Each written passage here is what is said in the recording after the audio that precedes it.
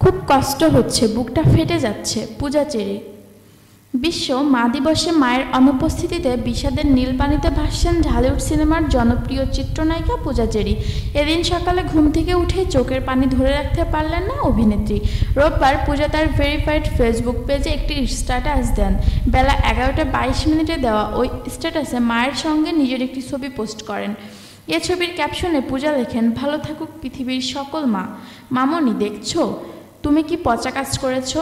সকালে ঘুম থেকে উঠেই অঝরে চোখ থেকে পানি পড়তে দিলে। সারা জীবনেও তো এই পানি পড়বে মাগো, কি করে থামবো? পূজা আরও লেখেন, উফ, খুব কষ্ট হচ্ছে মামনি, আর লিখতে পারছি না, বুকটা ফেটে যাচ্ছে। ভালো থেকো মামনি, আর মনে রেখো তোমার হাতের লাঠিটা অনেক মিস করি, অনেক অনেক অনেক। চলতি বছরের 24শে মার্চ সকালে মিরপুরে নিজ বাসায় মৃত্যুবরণ করেন চিত্রনায়িকা পূজাচেরির মা ঝর্ণা রায়। মাকে হারানোর বেদনা এখনও সামলাতে পারেননি অভিনেত্রী। মা দিবসে যেন সে বেদনার ক্ষত বাড়িয়ে দিল নায়িকার মনে। প্রসঙ্গত মাত্র 14 বছর বয়সে প্রযোজনা প্রতিষ্ঠান জাজ মাল্টিমিডিয়ার মাধ্যমে শিশুশিল্পী থেকে নায়িকা হিসেবে আত্মপ্রকাশ করেন পূজাচেরি।